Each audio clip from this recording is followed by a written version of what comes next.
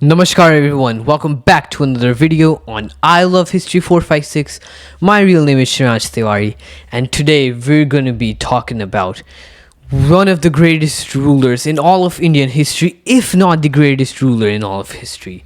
He's my personal favorite and also a favorite to millions of people, and he will always stay within our hearts. And the warrior which I'm going to be talking about, his whole life in brief, is Shri Chhatrapati Shivaji Maharaj. I have read that book about him as well. I'm not showing off, of course, and my hair is cut. I had to make it shorter. So, guys, without further ado, let's start.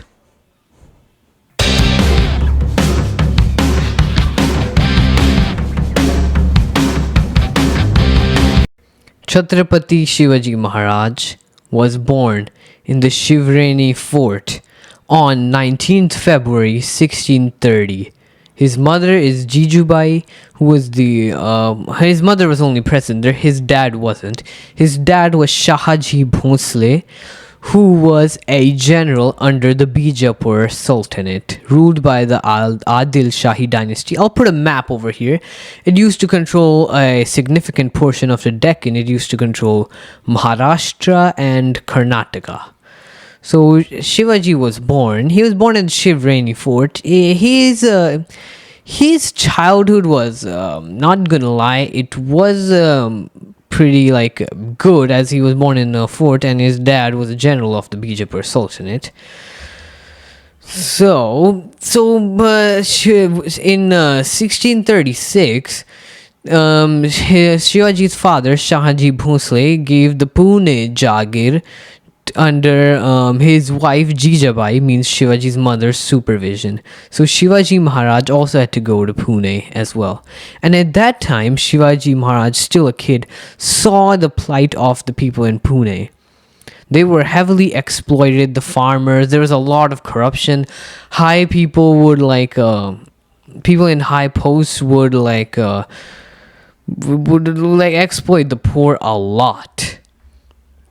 So from 1640, Shivaji started to get education from let me see his name, Dadoji Kondev.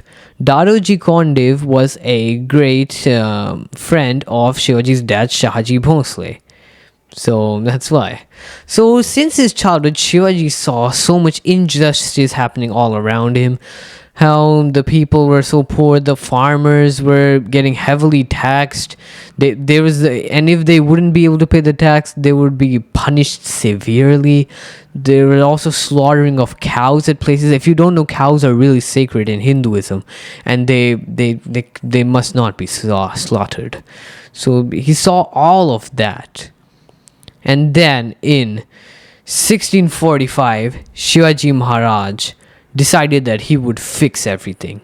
So he took an oath of Swarajya at the Raireshwar temple in Bhor. I'm sorry if I pronunciated that wrong. I'm pretty bad with pronunciations, not gonna lie. So over there, Shivaji, and then literally Shivaji's. I got a note that Shivaji's leadership skills were really good. His convincing power was great as well. He convinced a lot of people to join his cause of Swarajya. So literally the next year, in 1646, Shivaji Maharaj captured his first fort, which is the Torna Fort. It was the first fort captured by Shivaji Maharaj. And in the next year, he captured the Kondana Fort. But then the next year, in 1648, Shivaji's guide, Dadoji Kondev, he died. So now at this time, Shivaji didn't have a supervisor. It's like Dadoji Kondev used to be like you could say the prime minister. Like, he used to advise Shivaji a lot. He was his guide. He educated him a lot. So in his death, it was a pretty big impact on Shivaji Maharaj. And from this point, he learned to be way more independent. Okay.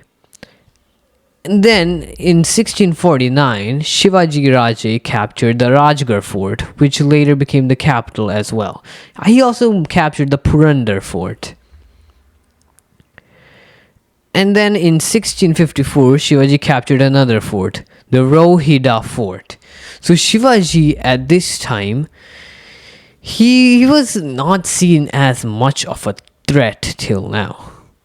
And I also have to tell you one thing, that Shivaji's dad, Shahaji Bhosle, as his son, Shivaji he wasn't that big of a threat, but he was slowly rising.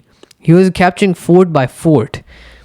So his father, Shahaji Bhosle, was imprisoned by the Adil Shahi dynasty of Bijapur. And there was one guy's role who was...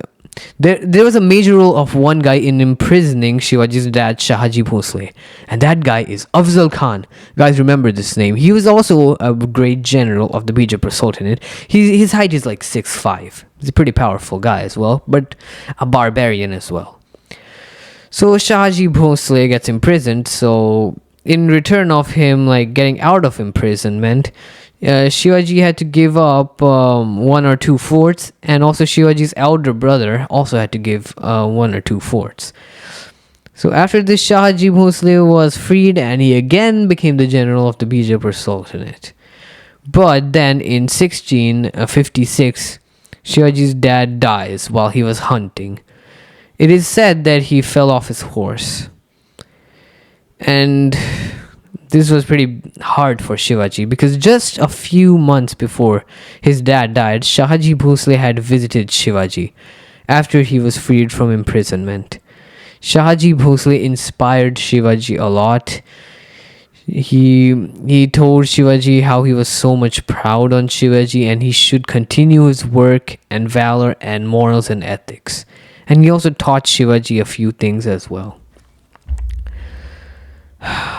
So Shivaji's dad died in 1656. But then in the next year, on 14th May 1657, Shivaji's first and eldest and greatest son, Sambhaji Bhosle, was born. To Shivaji's first wife, Saibai, and Shivaji. And just like when Sambhaji Maharaj was 2 years old, Shivaji's first wife Saibai means Sambhaji's mother died. Okay, but at the birth of Sambhaji Maharaj, at the same time in the same year, 1657, Shivaji then openly started rebelling against the Bijapur Sultanate. Till right now, his dad was kind of saving him, kind of stopping him from doing such badness, being so against the Bijapuris, as his dad was a general of the Bijapur Sultanate. So now, after this, Bijapur had enough of Shivaji Maharaj after his dad died. There was no one to convince the Bijapuris to not fully attack on Shivaji. So they sent Afzal Khan, the same 6'5" barbarian guy. So Afzal Khan was sent to defeat Shivaji Raje. So Afzal Khan had a way bigger army, so Shivaji dared not to fight him in open battle. He would use guerrilla warfares. But Afzal Khan Afzal Khan was destroying a lot of temples on his way, and he destroyed the sacred family deity of Shivaji Maharaj as well. That deity, I believe it was goddess Jagdamba. Afzal Khan destroyed Lord Jagdamba Devi's temple, which Shivaji's family had worshipped since generations. And not only that, when all the pandits, the people who used to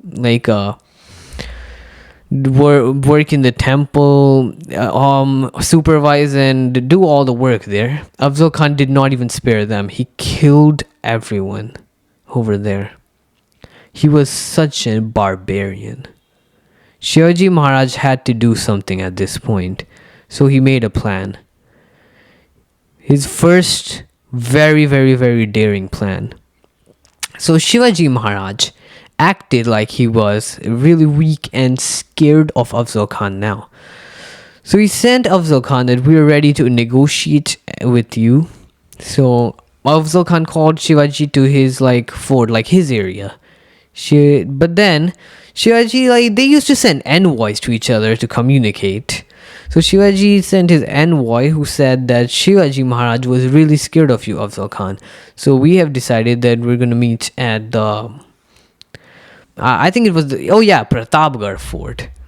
They would meet at the Pratapgarh fort, and the condition was there would be a tent over there, and Shivaji and Afzal Khan would meet privately inside the tent, unarmed with no weapons, and they would only bring two of their most trusted men with them, and no armies will be involved. But Afzal Khan still took some of his army there as well, and his plan was to kill Shivaji Maharaj. His plan was that when he would meet Shivaji Maharaj, he was physically way stronger than Shivaji, so he would just hug Shivaji and just kill him by crushing him. But Shivaji Maharaj knew this. Shivaji Maharaj was not a fool that Afzal Khan thought. Shivaji Maharaj wore armor inside of his attire and also a helmet under his headgear. He used to wear the gyre top. So then Shivaji Maharaj, he also had those baghnaks. It means tiger claws. You wear them here. They're pretty hidden if you close your hand. So that's what Shivaji Maharaj did. So when they met on the fort, inside of the tent, Afzal Khan came to hug Shivaji. They did hug, but then Afzal Khan put Shivaji's head here and held him like this. Then Afzal Khan took a dagger and started stabbing Shivaji ferociously. But nothing happened. Then Shivaji took out his tiger claws and pierced the whole side of Afzal Khan. Afzal Khan screamed in pain and went away. And he went away a little bit, but then he threw all those fancy pots and things. He threw that on Shivaji's head, so Shivaji got dizzy for a little bit. But then the two men of Afzal Khan and Shivaji came inside the tent as they heard the commotion. So then, with Shivaji's the two men, they eliminated the other two of Afzal Khan, and one of Shivaji's men also cut the head of Afzal Khan, and his name was Sambhaji Kaviji, who cut Afzal Khan's head.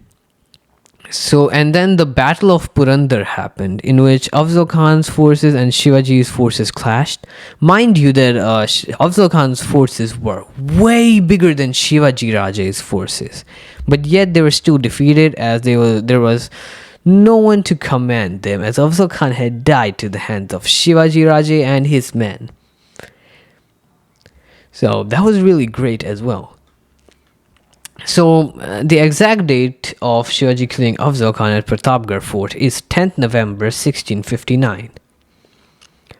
So after he killed and defeated the Bijapur forces of Afzal Khan, Shivaji began making the Maratha Empire, or Hindavi Swarajya as he would call his nation, its navy. Shivaji Maharaj understood the navy was really important as well, as he saw European traders with all the ships and everything. He also appointed many Europeans, mainly English, Portuguese, and French people, to make ships and boats. But later, those Europeans abandoned it. But Shivaji Maharaj didn't lose hope. He told his men to look at the ships and try to make our own ships. And he did succeed in that. That's why Shivaji Maharaj is also known as the father of modern Indian Navy. Okay. But then, after Afzal Khan died, the Bijapur Sultanate would not hold back anymore. They weren't holding back. They thought that Afzal Khan would defeat Shivaji, but they had enough. So then they sent another general of Bijapur named Siddhi Jahur. So at this time, Shivaji was at the Panhala fort. So Siddhi went there with a gigantic Bijapur army, and also the Nawab of Kurnool came along with his army. So the fort was surrounded by everything. And Shivaji was trapped in the fort. Like this could go on forever, and Shivaji Maharaj couldn't afford just being stuck in the same fort forever. So Shivaji Maharaj did something daring. It was a rainy day, and Shivaji Maharaj had a barber who looked much like him. His barber's name is Shiva. Shiva the barber. So they looked really alike. So this time, Shiva the barber decided to sacrifice his life for Shivaji Maharaj. Shivaji Maharaj knew that if he would do a treaty with his enemies would, of course, when Shivaji goes down there, they would, of course, just behead or kill him. But Shiva the barber went in the place of Shivaji. He went as Shivaji. So it went something like this. So a peace treaty meeting timing was fixed between the two parties.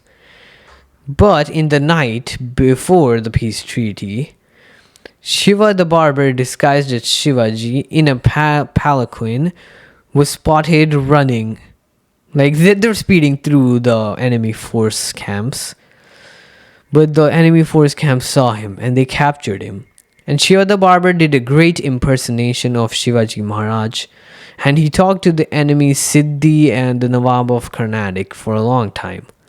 Meanwhile, in this whole time, Shivaji Maharaj and a few of his men also escaped from there successfully. So Shiva the barber's sacrifice saved Shivaji Maharaj's life. When the enemy forces got to know that Shiva the barber was not Shivaji, in fact, they just killed him.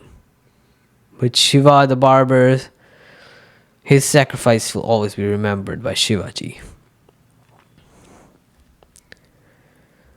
Also then, in 1660, after this, Shivaji reorganized his forces quite a bit, defeated the Bijapur's forces a few times again. And then in 1661, Shivaji Maharaj attacked the Portuguese territories near Vasai and Chaul. I'm going to put in the map, of course. They did this because the Portuguese were enforcing their own religion on the native Indians, and were also destroying much temples and killing people, doing very bad things, as you know.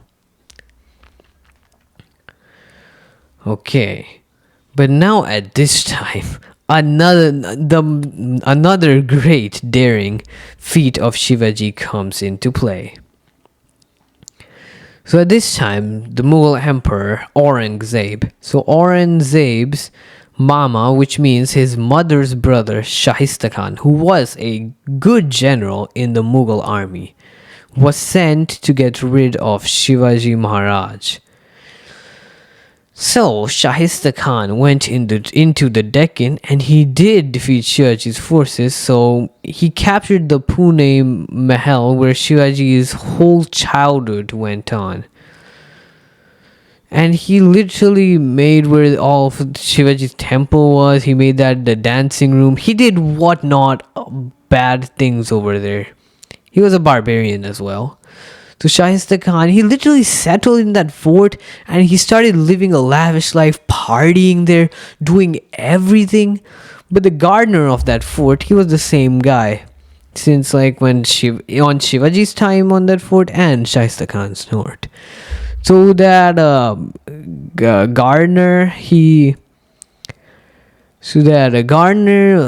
went to Shivaji, and he said he told about all this. Shivaji decided he had enough of Shahista Khan now. He sent the gardener back into the fort and keep on giving him details about them. So at that time cities had a wall. Like they had walls surrounding the city to protect them from any invader who would come, and there used to be entry checkpoints as well. So Shivaji, so I believe this guy's name is Ibrahim Khan. So Ibrahim Khan was a trusted man of Shivaji Maharaj. So I'm sorry. I forgot his name. It was Ibrahim Khan. Yeah, Ibrahim Khan. So Ibrahim Khan acted like a great man of Afzal Khan. So Shivaji's plan was to first infiltrate the city of Pune. So the Ibrahim Khan acted like the leader of the small force, and he acted like he was a man of Shahista Khan. And he had a lot of Maratha men disguised as Mughal men. So they went into the fort's entry, and when the guards asked who you are, then one of Shivaji's men stepped forward. They literally slapped the guard and said, "You idiot, didn't you recognize Sahab, or did you recognize sir?" The guards got startled, and they thought he was a pretty powerful man of Shaista Khan and didn't want to anger them further, so they opened the gates. So Shivaji's forces got an entry, but now the daring thing was to infiltrate the palace. So Shivaji and his men, disguised as servants of the palace, and they went into the palace through like the upper floor's window. But then Shahista Khan, many of his wives, started screaming as they saw Shivaji's forces. So, and also women made all of those people. So Shivaji's forces silenced them, and then Shivaji went into Shahista Khan's bedroom. Shivaji literally went into his bedroom. Shahista Khan was so freaked out, he jumped through the balcony and ran away. But with 3 of his fingers cut, Shivaji managed to cut 3 of Shahista Khan's finger, and then he jumped off the balcony and ran away like a coward. Shivaji Maharaj literally did this. Such a daring attack. Dude, it's amazing. It's just literally amazing. So now, Shivaji Maharaj needed a lot of money for his new rising nation. So there's a city in modern day Gujarat, Surat. Surat was one of the biggest trade posts of the Mughal Empire, and Surat was also a really rich city as well.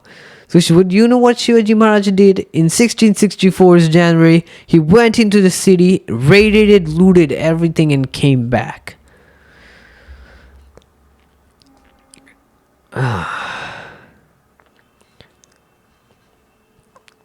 And from 1664 to 1665, Shivaji continued to keep on building his navy as well, clashing with the Portuguese time to time.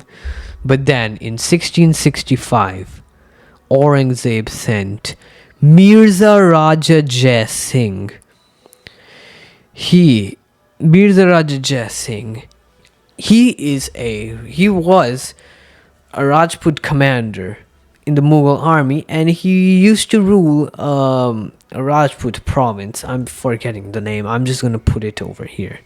And he is the same descendant of Jai Singh, who fought Maharana Pratap during Akbar's time, which was way back. In the Battle of Haldigadi happened in 1571, so almost 100 years ago.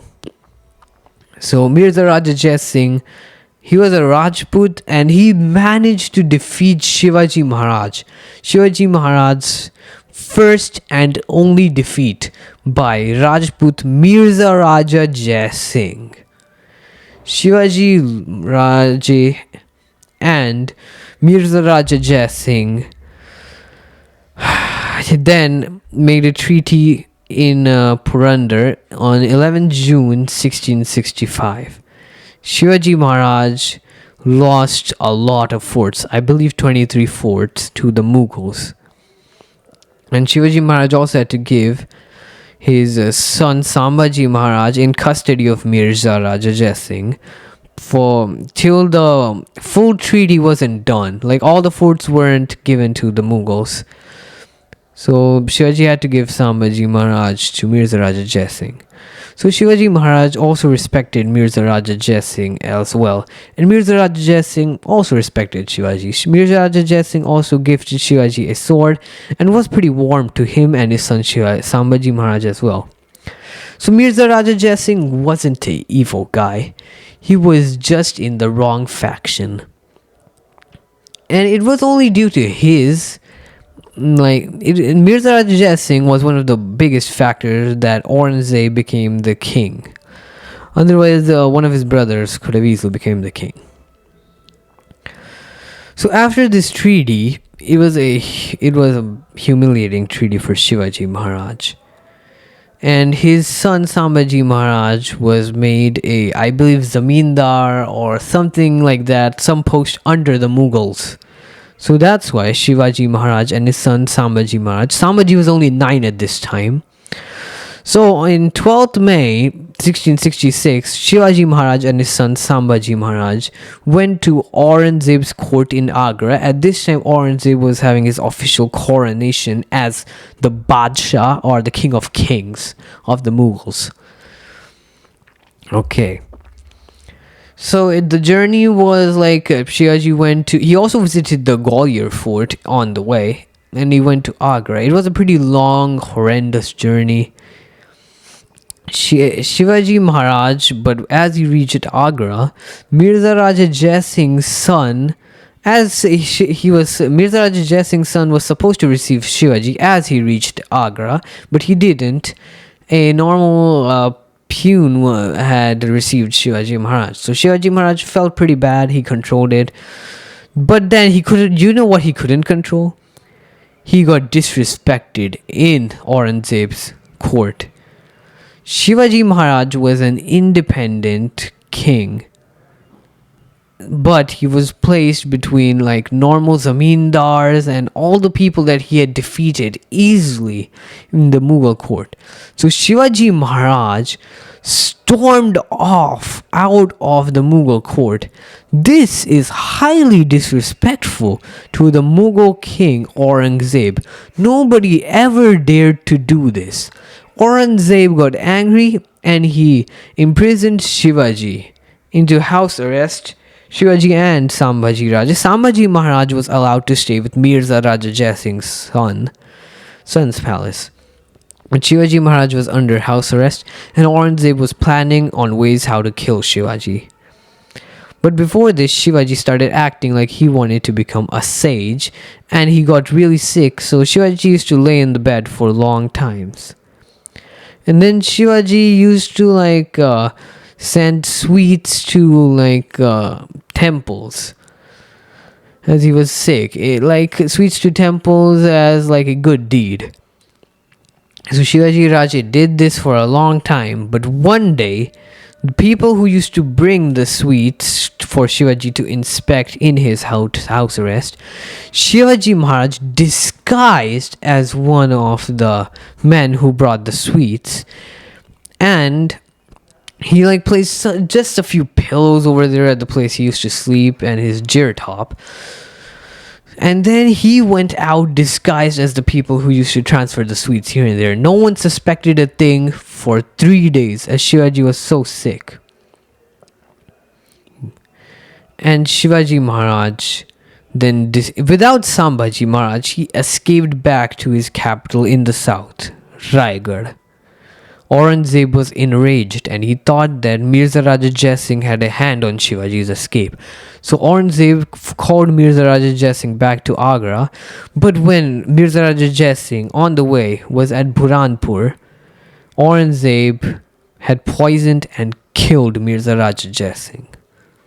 Aurangzeb was stupid enough to kill such a loyal and great general of his army. The only one who could have ever defeated Shivaji Raja. Mirza Raja Jai Singh died on 27th August 1666. So, then in 1667, Mirza Shivaji meets Abul Hassan Qutub Shah of the Golconda Sultanate. So these two kind of made an alliance with each other because both had a common threat from the Mughals.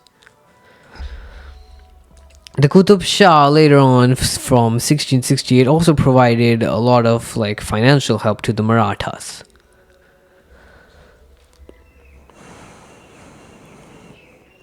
Okay.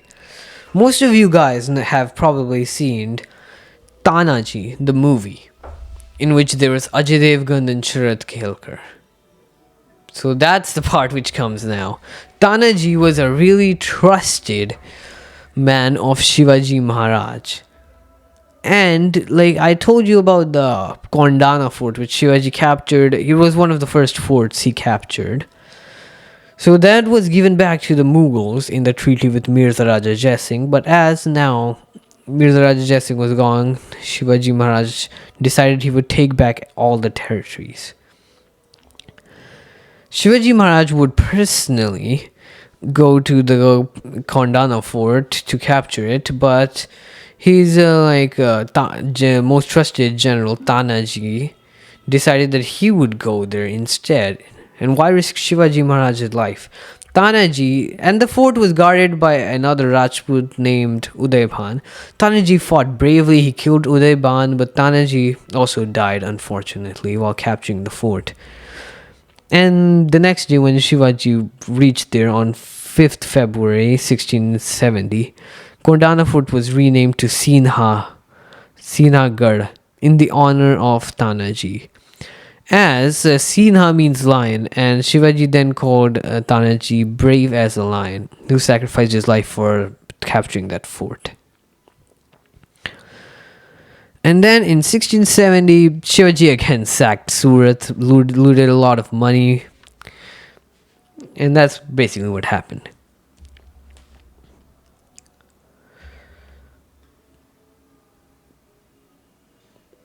So now Shivaji Maharaj was rising again after his fall, after the defeat of Mirza Raja Jai Singh. Shivaji Maharaj wanted Aurangzeb to come to the Deccan, and only in one decisive battle, if Shivaji would manage to kill Aurangzeb, they could capture the entire Mughal territory and bring back the rule of the Hindus and Indians on Indian soil, Hindavi Swarajya. So, Marathas started asserting control across Nashik and Khandesh. They gradually increased more and more of their control. They were regaining all of their territories under the leadership of Shivaji Maharaj. And the Bijapuris, who also broke their treaty and started fighting Shivaji Maharaj again. So this is all what happened. But now let me tell you a main event. In 1674, on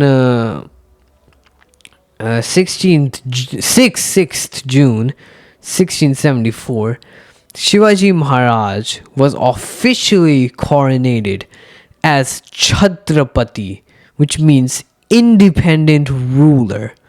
It had been ages since a Hindu ruler was coronated in such a manner. And was from European countries were also called in the coronation. They witnessed all of it, all of the glory. It had been so many years since such a great coronation had happened of a Hindu ruler. But just after a few days of the coronation, Shivaji's mother died, Jijabai. This impacted Shivaji Maharaj a lot. But gradually Shivaji Maharaj realized that he couldn't be so sad all the time. The Mughals and the Bijapuris were a significant threat to Shivaji Maharaj. So yeah, that's what happened. So then in 1675, Shivaji Maharaj, as he had a pretty vast kingdom now, he made a council of ministers, he made the administration much better. He did all of this. He tried to make his kingdom as great as possible. He improved the administration system and made a council of ministers, basically. Okay, now from 1676 to 1678, this is known as the Southern Campaign of Shivaji Maharaj. So in 1676, Shivaji Maharaj again meets the Qutub Shah Hassan of the Golconda Sultanate were them to lead an attack on the Bijapur Sultanate. Because Bijapur Sultanate's southern areas were pretty unguarded, and Shivaji Maharaj wanted all those areas. Especially the Jinji fort. If Shivaji captured the Jinji fort, he would get access to the Bay of Bengal Sea as well, which would be pretty great for him. So, from 2 years, Shivaji Maharaj managed to, I'm going to put it on the map, Shivaji Maharaj managed to capture all of this area from the Bijapur Sultanate, with Qutub Shahi support as well. So in 1677, Shivaji captured the Jinji fort in Vellore and surrounding Tamil regions as well. Then in 1678, Shivaji Maharaj returns to Raigarh Fort after a really successful southern expedition, and Shivaji Maharaj then started preparing for the final battle with Aurangzeb. Shivaji knew that Aurangzeb would eventually, after 1 or 2 years, come to the Deccan, and Shivaji Maharaj just needed one decisive battle to crush Aurangzeb, kill him, and restore Hindavi Swarajya. This unfortunately didn't happen though. I'm going to get to it later. So from 2 years, from 1678 to 1680, resistance continued. The Marathas kept on fighting the Mughals bravely. But then one day, in 1680, Shivaji Maharaj felt terribly ill. He got a very, very high fever, which made him really weak and dull. For 10 days, Shivaji had a very high fever. On the first day when he was feeling unwell, at that time his son Sambhaji Maharaj was in Srinagar. He was controlling that region. So Shivaji Maharaj told his his wife, his second oldest wife, but as his first wife died a long time ago, she was the head of all the wives, Soyara Bhai. She was the queen. So Shivaji told Soyara Bhai to call Sambhaji Maharaj, but Soyara Bhai didn't. Soyara Bhai, okay, I'm going to tell you a little background. Sambhaji Maharaj, the eldest son of Shivaji Maharaj, would obviously become king, but Soyara Bhai, she wanted her full son Rajaram to become the king instead of Sambhaji Maharaj. Rajaram was 13 years younger than Sambhaji Maharaj. Rajaram loved Sambhaji Maharaj, but Soyara Bhai, no. She hated Sambhaji Maharaj. And Soyara Bhai had control over the Council of Ministers as well. So Soyara Bhai and the Council of Ministers were against Sambhaji Maharaj and his factions. There was kind of a divide between them. I'm going to talk more about this when I'm going to do a Sambhaji episode like this, after reading that Sambhaji book. It'll take a long time, but don't worry, it will come eventually.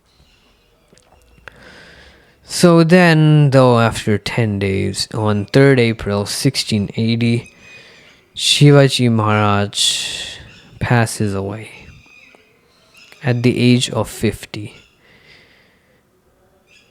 Shivaji Maharaj didn't expect him, he himself didn't expect him to die so early. Shivaji Maharaj thought that he just needed 2 or 3 more years.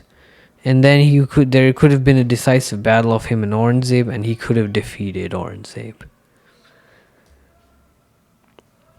So guys, this was a brief story of Shivaji Maharaj. It's been 40 minutes since I've been just continuously talking. I've been looking at this screen on my side as well. I'm going to take a screenshot to show you. I can't remember the exact dates properly. I remember roughly the dates. So that's why I kept this on my side. So guys, I hope you enjoyed this video of Shivaji Maharaj. I hope you learned something new. So guys, that was the story of the greatest Indian warrior Shivaji Maharaj, or ruler ever. So guys, thanks for watching this video. Bye bye. Have a nice day.